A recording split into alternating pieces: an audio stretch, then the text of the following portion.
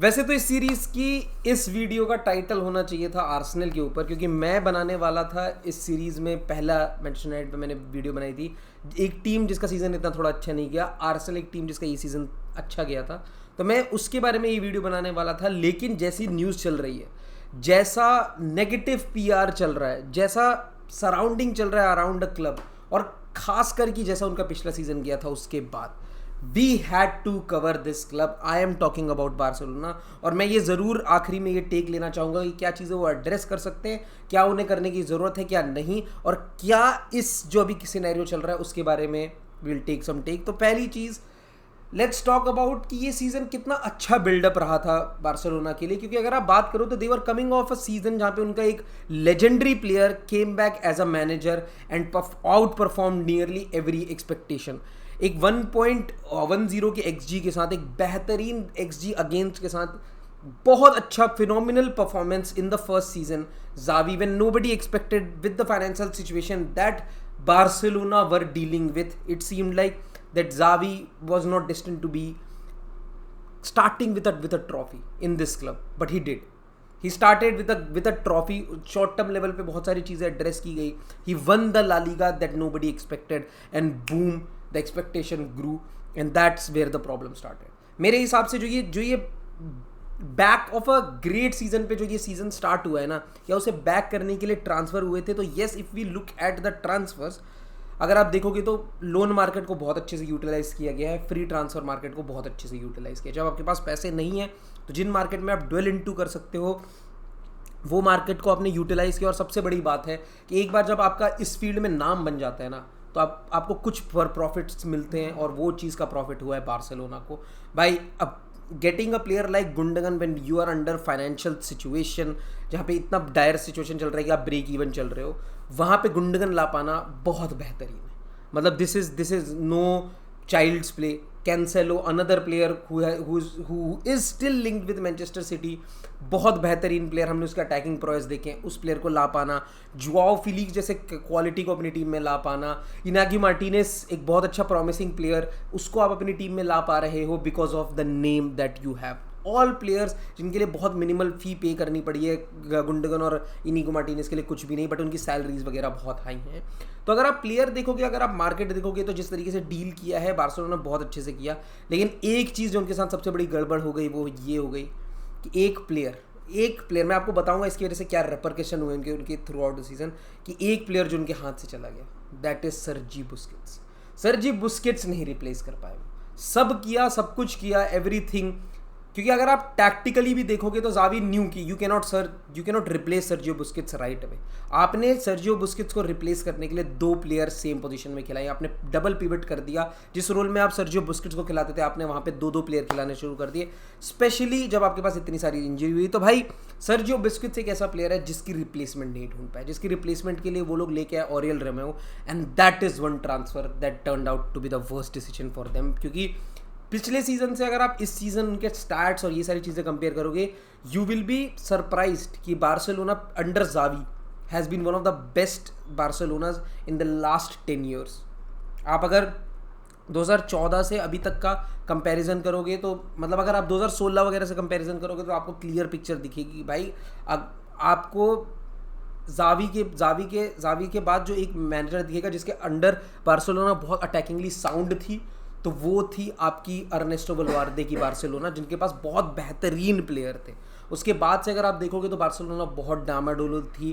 Financial situation tough होने के बाद भी ज़ावी की टीम का XG 1.1 के अराउंड चलता रहा है, which is basically it means कि वो हर मैच में एक गोल मारने की कंटेंशन रखते हैं। That is how Barcelona were operating. शुरू में ही थोड़े हिकअप्स आए बार्सिलोना को, they simply went out of the picture in the La Liga वाला रेस। शुरू में ही एक एडवांटेज दे दिया it was in the initial half of the season में ही बार्सिलोना ने अपने hold in La Liga lose कर दिया था। इट वाज आइदर जिरोना और रियल मैड्रिड। सीजन स्टार्ट होते के साथ में ही लूमिंग बेकार हो चुकी थी, क्योंकि जैसा मैंने बोला, एक टीम जिसका XG पिछले साल से आज भी मेंटेन्ड है, लेकिन XG अगेंस्ट में बहुत ही ग्रेट राइज आया है, बहुत ही ज़्यादा बड़ा राइज आया है, जिसकी वजह से आपको टैक्टिक्स कोलैप्स होते हुए दिखे। एक टीम जो ओवरलोड में खेलती थी, एक टीम जो एक जगह पे, आप Xavi is not your main Cruyffian kind of a manager, जो आप पेप गार्डियोला, क्राइफ वगैरह के साथ जो लग रहा था कि इस रेल्म में लुई वैन हाल वाले इस वाले रेल्म में जो नेक्स्ट हायर है वो है जावी। सबको यही चीज़ लगी थी, और क्या उसके टैक्टिक्स वैसे हैं? वो थोड़े से अलग हैं, वो एकदम ऐसे बॉल पोजीशन रखना है, tactics need to be well structured, वो वाले फॉर्म में नहीं खेलता। वो ओवरलोड करता है एक साइड पे, दूसरे साइड से अटैक करता है। बहुत सारी वेल स्ट्रक्चर्ड टीम आज के डेट में करती है, क्योंकि फुटबॉल इवॉल्व्स, आपको चीज़ें कुछ अडैप्ट करनी पड़ेंगी, and Xavi is very good in that. मैं तो ये चीज़ कहूँगा, आपको शायद अभी तक लग ही भी रहा होगा कि भाई I will come to this Laporta and Xavi वाला situation, but I am still sticking to where things went wrong. तो इनिशियली ही चीज़ें इस वजह से ख़राब हो गई क्योंकि आपके पास सर्जियो बुस्केट्स नहीं था। प्री सीजन में लगा कि भाई Oryol रोमेरो is the right guy.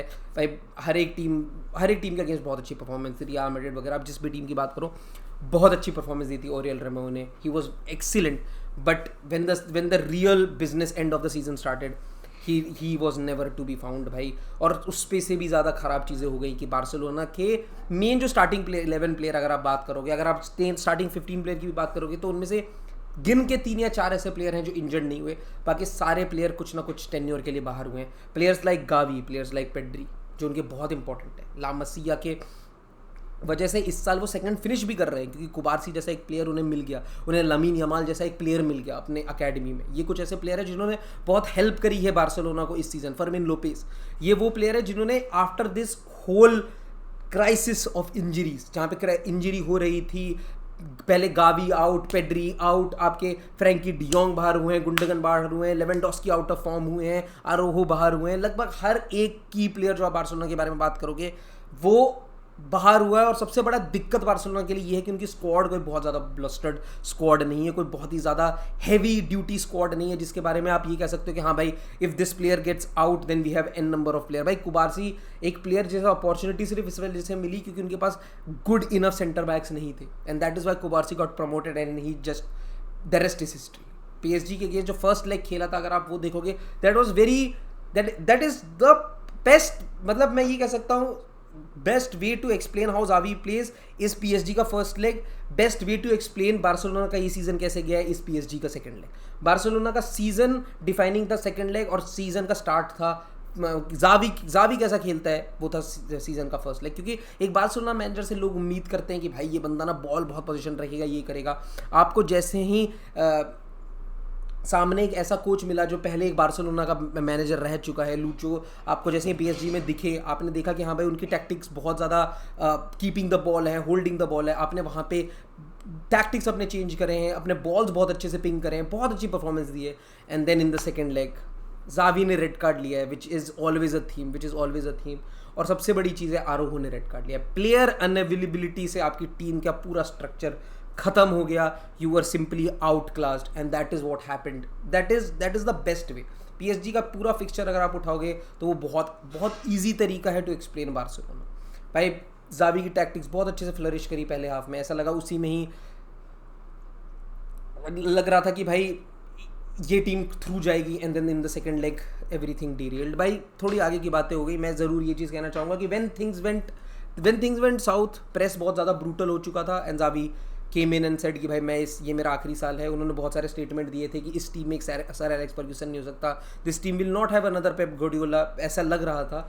And simple सी बात है, उन्होंने बोला था I am not staying, Barcelona can Hunt for a new manager. और सिंपल सी बात है भाई, बार्सिलोना ने उसके बाद कोई स्टेटमेंट कुछ नहीं, it seem like Xavi was going, public press conference हुआ था। एंड मेरे को ये चीज़ बहुत लगती है कि हाँ भाई जावी कभी कभी प्रेस कॉन्फ्रेंसेस में बहुत ज़्यादा इमोशंस एक्सप्रेस कर देते हैं, थोड़ा उनको PR ट्रेन करने की हल्की ज़रूरत है, ये तो मैं बिल्कुल मानता हूँ। क्योंकि भाई इतना ज़्यादा चेंजेस नहीं होना चाहिए एक कोच के पोजीशन पे, इतना ज़्यादा चेंजेस नहीं होना चाहिए कि जहाँ पे एक सीज़न स्टार्ट हुआ है जब आपका कोच लग रहा था कि is destined for years, season के बीच में लग रहा है कि कोच ने आके कह दिया कि भैया मैं जा रहा हूँ, एंड व्हेन उसके कहने के बाद कि भैया मैं जा रहा हूँ, आप उसके बाद अगर क्लियरली देखोगे तो टीम की परफॉर्मेंसेस बहुत बेटर हुई। टीम जो एक समय ऐसा लग रहा था कि टॉप 4 क्या क्रैक कर पाएगी, क्या इससे बाहर निकल सकती है, उस पोजीशन से दे स्टार्टेड ग्रोइंग, और वहाँ पे सेकंड पोजीशन पे एक बहुत अच्छा होल्ड करने के बाद बार्सिलोना का, आप देखोगे कि दे बेसिकली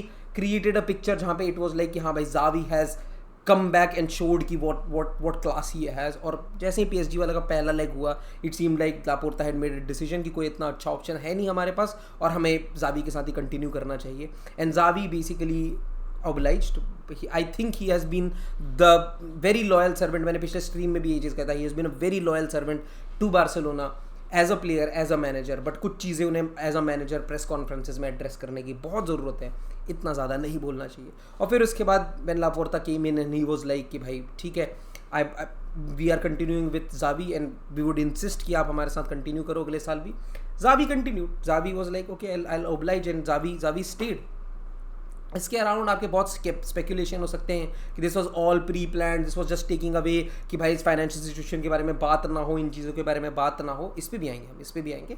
तो ये सारी चीज़ें हुई। उसके बाद अगेन जावी स्टेड। ये न्यूज़ आने के बाद I don't know what coincidence it is. Performances आप देखो, PSG तो उससे पहले ही बाहर हो चुके थे, उसके बाद रियल मैड्रिड से हारना, उसके बाद जिरोना से हारना। अब अगर आप परफॉर्मेंसेस देखोगे तो बहुत ही मिक्स्ड बैग रहा है पोस्ट जावी है स्टेड। और मैं यही चीज़ कहूँगा, दिस जो PSG वाला गेम है, दैट इज़ PSG का second leg is the best way to explain Barcelona का 2023-2024 कैंपेन। कि sometimes it look promising, it sometime look like ये कुछ बहुत अच्छा हो सकता है, but at the very same moment things derailed very quickly.